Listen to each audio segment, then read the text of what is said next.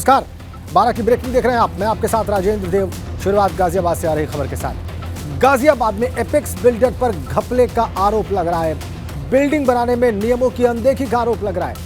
Apex builder पर EWS और LIG flats नहीं बनाने का भी आरोप है। आवास विकास परिषद पर भी मिलीभगत के आरोप लगाए जा रहे हैं। गाजियाबाद आवास विकास की सिद्धार्थ विहार योजना में बिल्डर ने नियमों की अनदेखी करके करोड़ों रुपए का खेल कर दिया। बिल्डर ने आवास विकास से जमीन लेते वक्त एक अनुबंध किया था और अनुबंध के मुताबिक बिल्डर को अपने प्रोजेक्ट में गरीबों के लिए फ्लैट बनाने थे। एपेक्स द क्रेमलिन सोसाइटी में 118 ईडब्ल्यूएस फ्लैट्स और 118 एलआईजी फ्लैट्स बनाने थे, लेकिन आरोप है कि बिल्डर ने अपने पूरे प्रोजेक्ट में गरीबों के लिए एक भी फ्लैट नहीं बनाया है। और यह आरोप बड़ा आवास विकास परिषद पर भी मिलीभगत के आरोप लग रहे हैं। गाजियाबाद से खबर है, एपेक्स बिल्डर पर यह आरोप, ईडब्ल्यूएस और एलआईजी फ्लैट्स नहीं बनाने का आरोप है। आइए समझते हैं कि बिल्डर पर यह आरोप क्यों लग रहे हैं। आपको कुछ और तथ्य बताते हैं। बिल्डर ने आवास विकास से जमीन लेते वक्त एक अनुबंध किया था, एक कॉन्ट्रैक्ट किया था। इस अनुबंध के मुताबिक 118 ईडब्ल्यूएस यानी कि इकोनॉमिकली वीकर सेक्शन फ्लैट्स बनने थे और 118 एलआईजी यानी कि लो इनकम ग्रुप फ्लैट्स बनने थे। एपेक्स द क्रेमलिन सोसाइटी में एक भी ईडब्ल्यूएस और एलआईजी फ्लैट्स नहीं बने। शिकायत के बाद डीएम को इस मामले की जांच सौंपी गई और शुरुआती जांच में बिल्डर की मनमानी सामने आ गई। अनुबंध को तोड़ने के आरोप में विजयनगर थाने में, गाजियाबाद के विजयनगर थाने में एफआईआर दर्ज कराई गई है। इस मामले में गाजियाबाद आवास विकास के मुख्य अधीक्षण अभियंता राकेश चंद्र से एबीपी गंगा संवाददाता शक्ति सिंह ने इस पूरे मामले पर बातचीत की है। उन्होंने बताया कि बिल्डर को जो जमीन अलॉट की गई थी उसमें उसे ईडब्ल्यूएस के फ्लैट और एलआईजी के फ्लैट ऊपर की तरफ बनाने थे। बिल्डर ने ये नहीं बनाए। ये तथ्य हमने आपको बताए इस खेल से जुड़े हुए जो गाजियाबाद से निकलकर सामने आ रहा है। बिल्डर का खेल आपको हमारे संवाददाता शक्ति सिंह की रिपोर्ट दिखाते हैं। हम इस समय मौजूद हैं गाजियाबाद आवास विकास की सिद्धार्थ विहार योजना। आपको सबसे पहले यहाँ पर दिखा रहे हैं, प्राइम लोकेशन है ये, और ये NH24 के पास है। ये प्राइम लोकेशन है। यहाँ पर आजकल बड़े बड़े प्रोजेक्ट चल रहे हैं। बड़े बड़े प्रोजेक्ट जो चल रहे हैं वो बड़ी बड़ी यहाँ पर जो बिल्डर की जो कंपनियाँ हैं वो यहाँ पर बड़े बड़े प्रोजेक्ट लेकर आई है। वहीं आपको जिस सोसाइटी के हम बाहर हैं उस सोसाइटी का आपको नज़ारा दिखा रहे हैं कि यहाँ पर जो टावर हैं, बड़े बड़े टावर हैं, बड़ी सोसाइटी है। एपेक्स की ये सोसाइटी है द क्रिमिनल।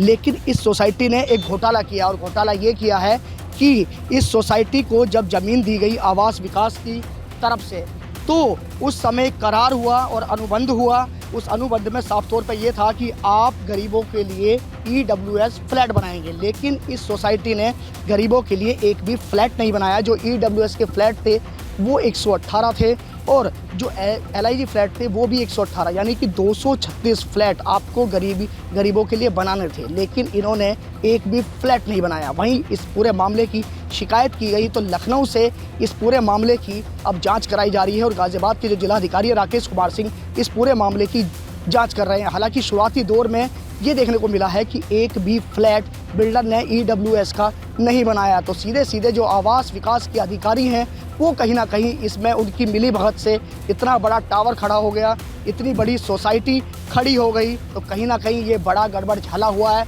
और बड़ा गड़बड़ झाला हुआ है बिल्डर और आवास विकास के अधिकारियों की मिलीभगत से। गाजियाबाद से एबीपी गंगा के लिए मैं शक्ति सिंह। देखा आपने, हमारे संवाददाता रिपोर्ट दिखा रहे थे। न एलआईजी फ्लैट्स बने न ईडब्ल्यूएस फ्लैट्स बने। ये जांच डीएम को सौंपी गई थी इस सारे मामले की और उसके बाद ये सारे तथ्य निकलकर सामने आए। और ऐसा होना था नियमों के तहत कि 118 ईडब्ल्यूएस फ्लैट्स बनने थे, 118 ही एलआईजी फ्लैट्स बनने थे, ऊपर की तरफ बनने थे, लेकिन कुछ नहीं हुआ। और आपको बताएं कि इस मामले में गाजियाबाद आवास विकास के मुख्य अधीक्षण अभियंता राकेश चंद्र से एबीपी गंगा संवाददाता शक्ति सिंह ने इस पूरे मामले पर बात की है। उन्होंने बताया है कि बिल्डर को जो जमीन अलॉट की गई थी उसमें उसे ईडब्ल्यूएस के फ्लैट और एलआईजी के फ्लैट ऊपर की तरफ बनाने थे, नहीं बनाए।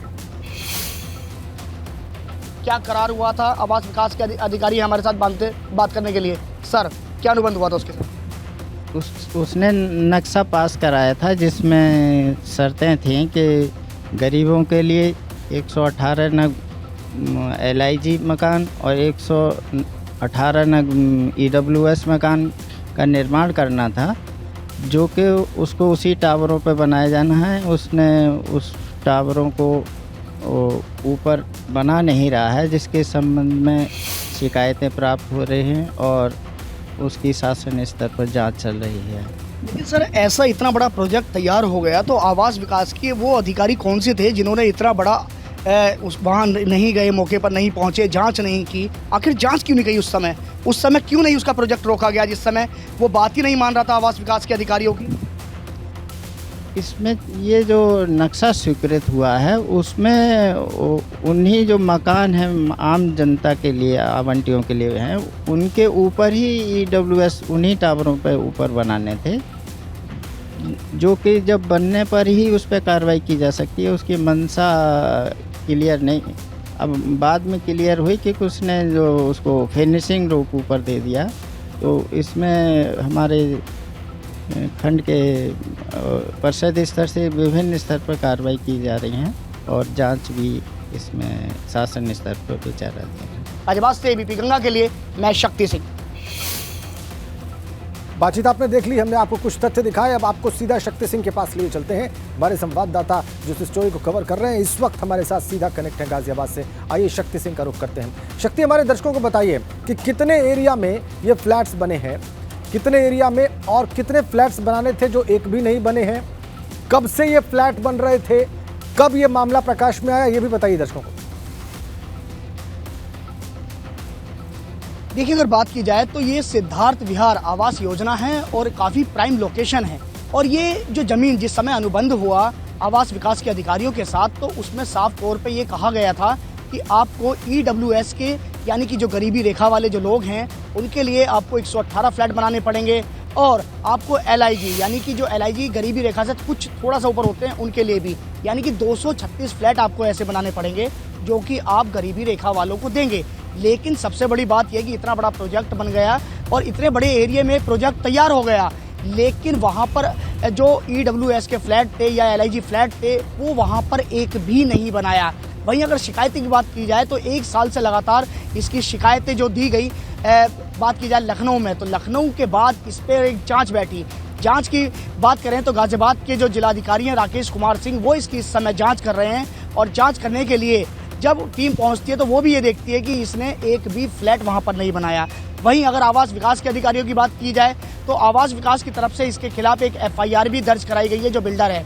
लेकिन सबसे बड़ा सवाल या निशान ये है कि इतना बड़ा प्रोजेक्ट बनने के बाद तैयार हो गया और जिसमें लोग भी रहने लगे, तो वहां पर एक भी ऐसा फ्लैट नहीं बनाया जो कि अनुबंध में था। शक्ति, ये शिकायत लखनऊ में किसने की? करार था। बिल्कुल ठीक है, ये शिकायत किसने की लखनऊ में, एक ये बात जरूर बता दें दर्शकों को। देखिए, अगर हम बात की जाए इसमें शिकायतकर्ता की, तो शिकायतकर्ता कोई और नहीं, इसमें जो BJP के जो नेता अनिल भराला उन्होंने शिकायत की थी। वहीं एक वकील थे, उन्होंने भी शिकायत की। तो कहीं ना कहीं उस शिकायत के बाद ही इस पर जांच बैठी है। लेकिन ये आपने महत्वपूर्ण जानकारी दी है। बिल्कुल सोचने वाली बात है कि कैसे कॉन्ट्रैक्ट का उल्लंघन किया गया, कैसे अनुबंध जो किया गया था उसको जो है तोड़ा गया, ये बिल्कुल साफ जाहिर है। शक्ति, आपने जितने तथ्य बताए उन सबसे साफ जाहिर है। बहुत धन्यवाद आपका शक्ति सिंह। आगे बढ़ते हैं। रुद्रप्रयाग में उस सुरंग का निर्माण कार्य शुरू हो गया है जो केदारनाथ हाईवे और बद्रीनाथ हाईवे को आपस में जोड़ेगी। बेलनी वाली पहाड़ी पर बन रही इस 900 मीटर सुरंग को लोक निर्माण विभाग और राष्ट्रीय राजमार्ग तैयार कर रहे हैं। माना यह जा रहा है कि 2.5 साल के भीतर यह सुरंग बनकर तैयार हो जाएगी। इसके बाद न सिर्फ केदारनाथ बद्रीनाथ हाईवे सीधे आपस में जुड़ जाएंगे, जबकि देश विदेश से आने वाले श्रद्धालुओं को जाम से भी निजात मिल जाएगी। और आपको भी बताएं कि 1 अरब 56 करोड़ रुपए में सुरंग के साथ ही अलकनंदा पर पुल का भी निर्माण होगा। बड़ी खबर, बड़ी अपडेट। रुद्रप्रयाग केदारनाथ बद्रीनाथ हाईवे जोड़ने वाली सुरंग पर काम तेज हो गया है। 1 अरब 56 करोड़ रुपए में सुरंग के साथ साथ अलकनंदा पर पुल का भी निर्माण होगा। श्रद्धालुओं को इससे जाम से निजात मिल जाएगी और जो तमाम श्रद्धालु पहुंचते हैं उनके लिए राहत की बात होगी। केदारनाथ बद्रीनाथ हाईवे सीधे आपस में जुड़ जाएंगे।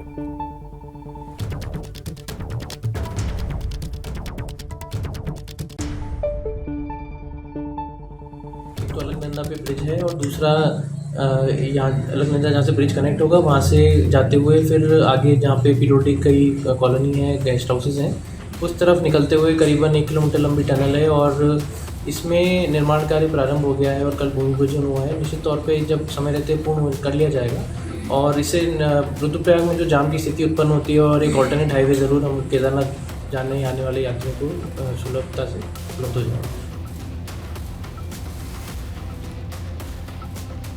इस पूरे प्रोजेक्ट के बारे में आइए आपको विस्तार से बताते हैं। केदारनाथ और बद्रीनाथ हाईवे को जोड़ना है जी। बाईपास सुरंग और पुल बनाए जाने हैं इस प्रोजेक्ट के तहत और फेज 1 का काम बीआरओ ने यानी कि बॉर्डर रोड ऑर्गेनाइजेशन ने पूरा कर लिया है। आपको बताएं कि जवाड़ी बाईपास का निर्माण मंदाकिनी पर पुल तैयार हो रहा है। दूसरे फेज में 900 मीटर की सुरंग भी बनाई जा रही है। 900 मीटर यानी लगभग 1 किलोमीटर और बेलनी वाली पहाड़ी पर ये 900 मीटर लंबी सुरंग बन रही है। जागतौली तिराहे से कोटेश्वर तिराहे के बीच बन रही सुरंग के बाद अलकनंदा जो नदी है उस पर 200 मीटर का पुल बनेगा और इस पुल को सीधे बद्रीनाथ हाईवे से जोड़ा जाएगा। 1 अरब 56 करोड़ की लागत से यह प्रोजेक्ट तैयार किया जा रहा है। 2021 में इसका शिलान्यास किया था केंद्रीय मंत्री नितिन गडकरी ने। 2025 तक इस प्रोजेक्ट को पूरा हो जाना है। भारत कंस्ट्रक्शन कंपनी को इस प्रोजेक्ट की जिम्मेदारी दी गई है। ये इस प्रोजेक्ट से जुड़े कुछ महत्वपूर्ण तथ्य हमने आपको बताए। फायदा क्या है इस सुरंग से, इस प्रोजेक्ट से, आइए आपको और विस्तार में बताते हैं। 4 धाम यात्रा के जो श्रद्धालु हैं उनको राहत मिलेगी। बद्री केदार यात्रा में तीर्थयात्रियों को राहत मिल जाएगी। देश विदेश के तीर्थयात्रियों को इस प्रोजेक्ट से सुविधा मिलेगी। देश विदेश के तीर्थयात्री निश्चित रूप से सुविधा प्राप्त करेंगे इस प्रोजेक्ट के पूरा होने के बाद। बद्रीनाथ और केदारनाथ हाईवे आपस में जुड़ जाएंगे और आपको बताएं कि शहर में लगने वाले जाम से लोगों को निजात मिल जाएगी। भूमि पूजन के बाद इसका निर्माण कार्य शुरू हुआ। 2.5 साल के भीतर सुरंग बनकर तैयार होगी। ये ताज़ा अपडेट है हमारे पास। 2025 तक इसे पूरा कर लेना है। 2021 में इसका शिलान्यास किया था केंद्रीय मंत्री नितिन गडकरी ने और जो यात्री बद्रीनाथ और केदारनाथ के बीच ट्रैवल करेंगे इस प्रोजेक्ट के पूरा होने के बाद उन्हें बहुत सारी सुविधाएं प्राप्त होंगी। एक वैकल्पिक मार्ग उनके पास उपलब्ध होगा। 12 की ब्रेकिंग देख रहे हैं आप और ब्रेकिंग अपडेट ये है कि उत्तर प्रदेश में 6 IPS अधिकारियों का ट्रांसफर हो गया है। आकाश कुल्हरी बनाए गए हैं अतिरिक्त पुलिस आयुक्त यानी कि ACP पुलिस कमिश्नरेट प्रयागराज में। इसके अलावा Jugal Kishore police DIG fire service Lucknow बनाए गए हैं। दिनेश कुमार P को पुलिस उपायुक्त गाजियाबाद बनाया गया है। अतुल शर्मा पीलीभीत के पुलिस कप्तान नियुक्त किए गए हैं। 6 IPS अधिकारियों के ट्रांसफर। सभी की नई पोस्टिंग क्या है अब आपको दिखा रहे हैं आपकी स्क्रीन पर। दिनेश कुमार P पुलिस उपायुक्त गाजियाबाद, अतुल शर्मा पीलीभीत के पुलिस कप्तान और इसके अलावा Jugal Kishore police DIG fire service Lucknow और आकाश कुल्हरी बनाए गए अतिरिक्त पुलिस आयुक्त कमिश्नरेट प्रयागराज।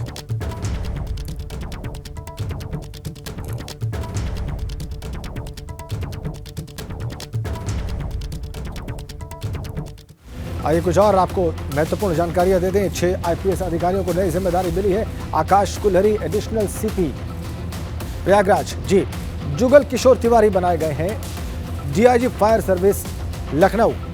इसके अलावा दिनेश कुमार P बनाए गए हैं ACP additional commissioner police Ghaziabad में और इसके अलावा अतुल शर्मा पुलिस कप्तान पीलीभीत के नियुक्त किए गए हैं।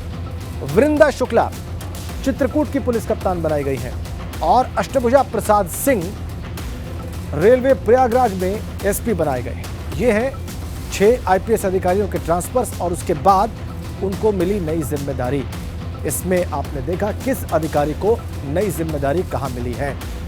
आकाश Kulhari additional CP Prayagraj, Jugal Kishore Tiwari DIG fire service, Dinesh Kumar P additional CP Ghaziabad, Vrinda Shukla SP Chitrakoot, Ashtabhuja Prasad Singh SP railway Prayagraj. ये नई तैनातियां हैं इन 6 IPS अधिकारियों की उत्तर प्रदेश में और ये ट्रांसफर का ऑर्डर जो आधिकारिक आदेश है, जो सूची है, वो भी हमने आपकी स्क्रीन पर रखी है। दिनेश कुमार P ACP गाजियाबाद, अतुल शर्मा पीलीभीत के पुलिस कप्तान, वृंदा शुक्ला चित्रकूट की पुलिस कप्तान।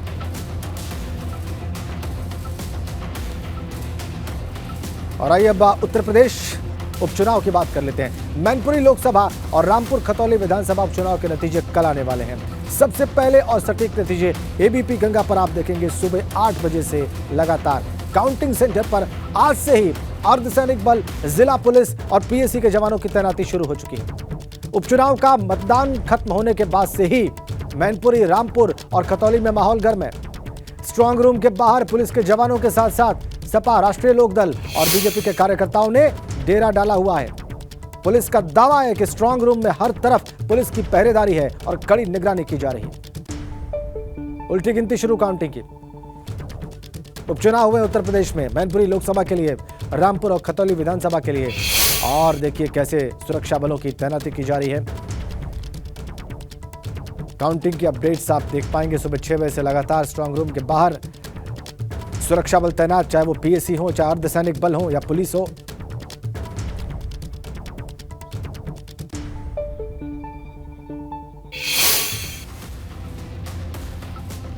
ये जो मतगणना होनी है कल, इससे जुड़ी जो बड़ी तस्वीरें हमें प्राप्त हुई हैं इस वक्त हमने आपकी स्क्रीन पर रख दी हैं। सबसे पहले बात करेंगे रामपुर की। वहां पर मतगणना से पहले स्ट्रांग रूम के बाहर सुरक्षा के पुख्ता और कड़े इंतजाम है। जगह जगह पुलिस फोर्स तैनात है और इसके साथ साथ सियासी दलों के कार्यकर्ता भी मुस्तैदी से वहां पर डटे हुए हैं। ये तमाम तस्वीरें आप देख सकते हैं।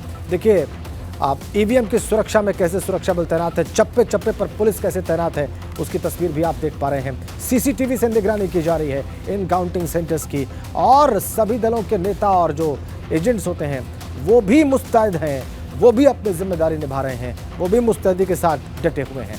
4 तस्वीरें कल की मतगणना से पहले जो तैयारियां हैं, चाहे वो कमीशन की हो, चाहे वो सुरक्षा बलों की हो या राजनीतिक दलों की हो, आप सब देख सकते हैं। तो मैनपुरी उपचुनाव में मतदान के बाद अब ईवीएम को सुरक्षित रखा गया है। स्ट्रांग रूम में जहां ईवीएम रखी गई है वहां पर सपा ईवीएम की रखवाली में लगी है। हालांकि पुलिस का दावा है कि स्ट्रांग रूम में हर तरफ पुलिस की पहरेदारी है, कड़ी निगरानी रखी जा रही है। ये देखिए आप तस्वीरें, रामपुर की तस्वीरें आप देख रहे हैं और देखिए आप कैसे सीसीटीवी से निगरानी की जा रही है। 14 टेबल है वहां पर, 33 राउंड की काउंटिंग होगी। 80 कर्मचारी मतगणना करेंगे रामपुर में। ये रामपुर की तस्वीरें हैं काउंटिंग सेंटर की। 14 टेबल्स हैं जहां पर मतगणना होगी। कुल 33 राउंड की मतगणना होगी। 80 कर्मचारियों को पोस्ट किया गया है जो कि रामपुर में मतगणना के कार्यक्रम में अपनी भूमिका निभाएंगे।